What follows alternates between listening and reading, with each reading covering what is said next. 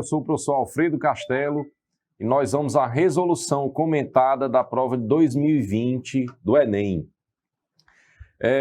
Hoje a gente aborda a questão 152 e essa questão da prova azul é uma questão com noções de geometria espacial. Nós vamos dar uma lida primeiro, depois a gente vai fazer uma base, né, no conteúdo necessário para que vocês compreendam bem a questão. Em seguida a gente resolve, tudo bem? Vamos lá.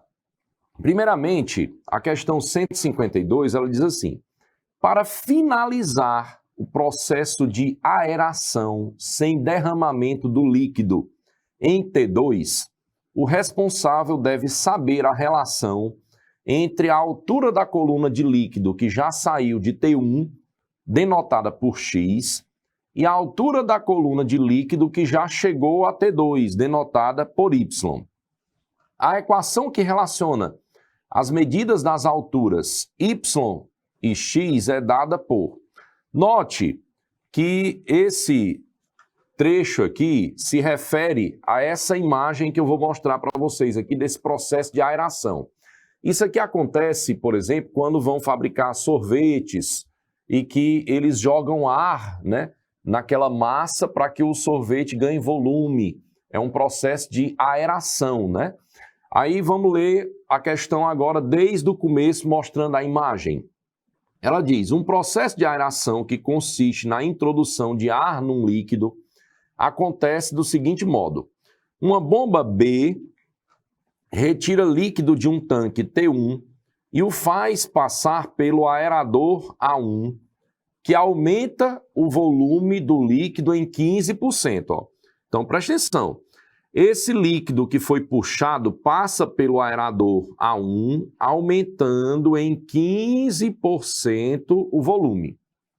Aí ele diz assim, em seguida passa pelo aerador A2, ganhando um novo aumento de volume, agora de 10%. Ó. Então, quando ele passa aqui, ele aumenta 10% do volume. Ao final, ele fica armazenado em um tanque T2, como mostra a figura. Aí ele diz, os tanques T1 e T2 são prismas retos de base quadrada, também conhecidos como paralelepípedos retângulos. Ó, um prisma é uma figura formada por bases paralelas ligadas por todos os seus pontos. Esse tanque T1, ele é um prisma reto de base quadrada. Esse tanque T2 também, só que ele está deitado.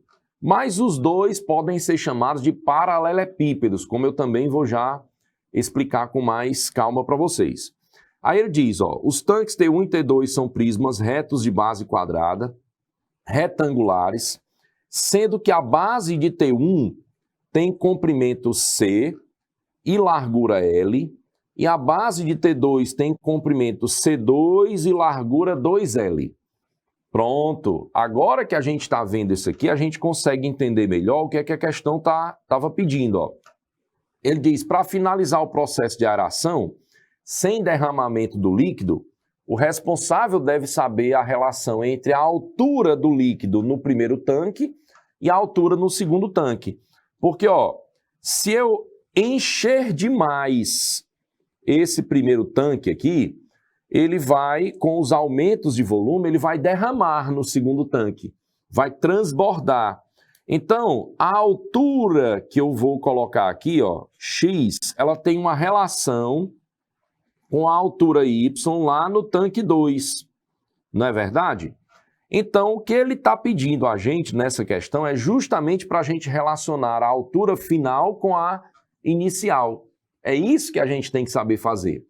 Mas ele falou que o volume inicial é um volume qualquer e passa por dois aumentos, um de 15% e outro de 10% até chegar no volume final, que é no tanque 2.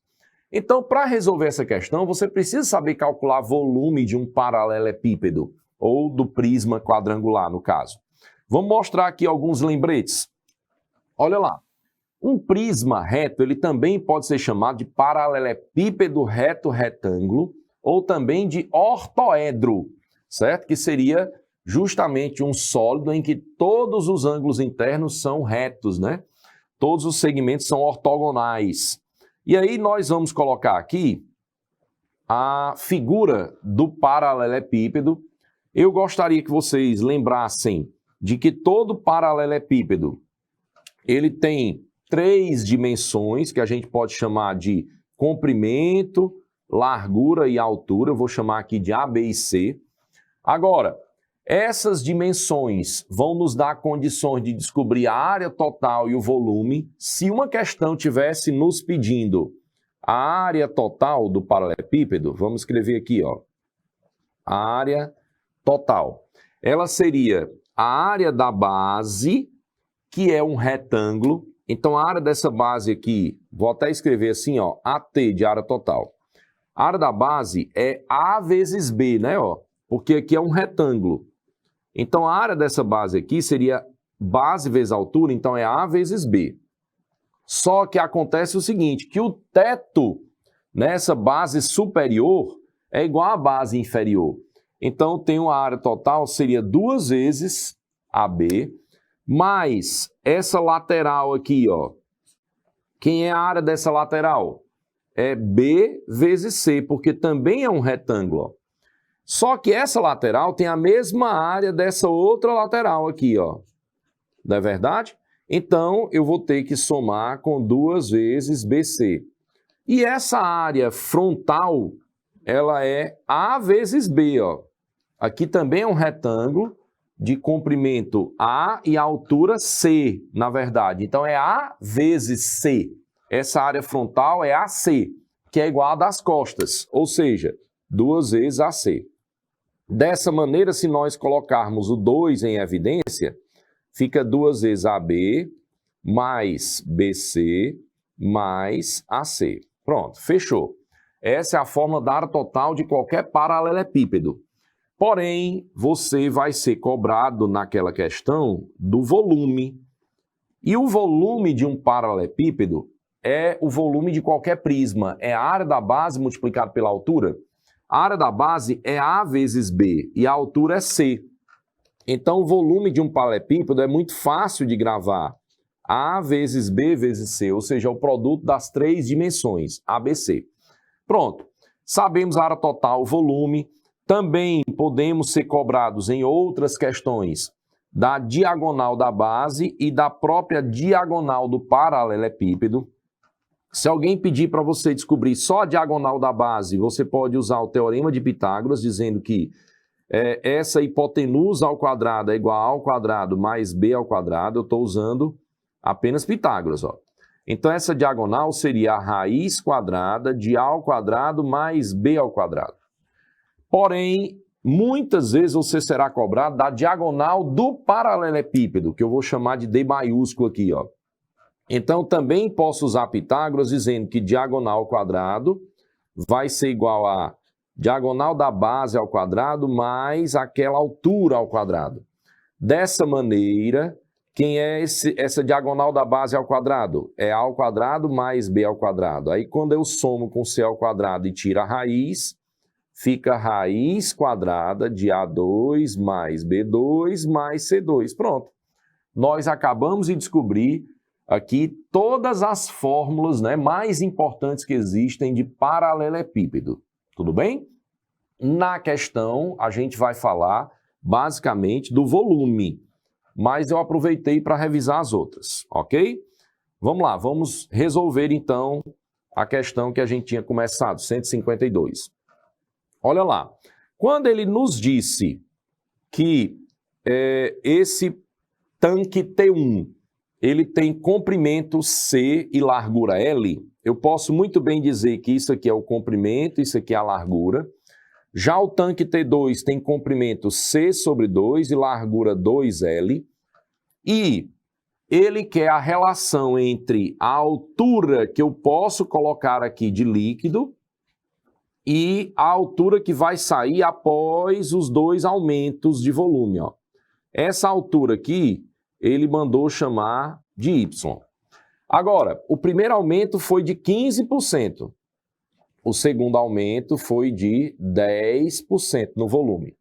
Então, o que é que eu preciso observar? Nós podemos dizer, bem aqui em cima, ó, que o volume 2 vai ser igual a quanto? Tudo que é 100% e recebe um aumento de 15% passa a ser 115% do que ele era antes, concorda? Então, depois desse primeiro aumento, ó, ele passou a ser 115% do volume inicial, que eu vou chamar de V1.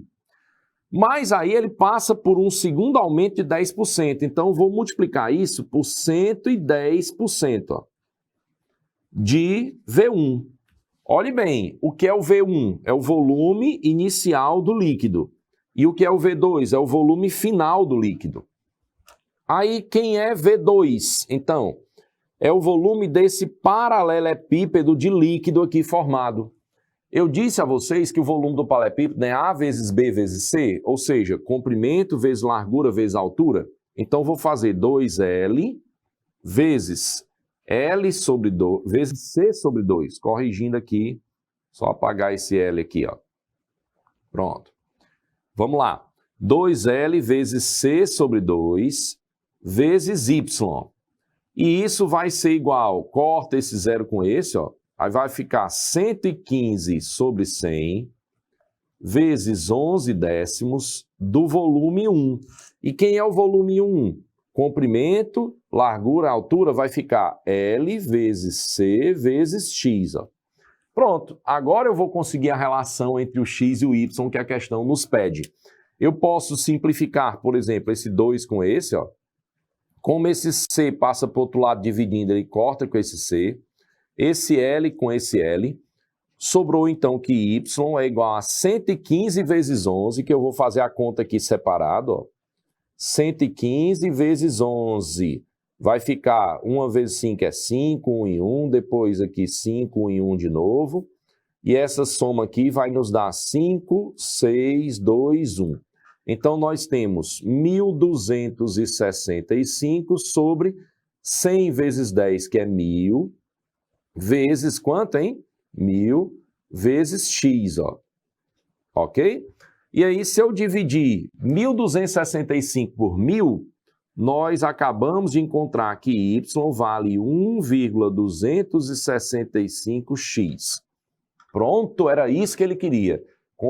Relacionar o y com o x. Então, conseguimos. O gabarito seria justamente a letra A, né? Y é igual a 1,265x. E aí está mais uma questão resolvida, a 152 da prova azul. Até a próxima!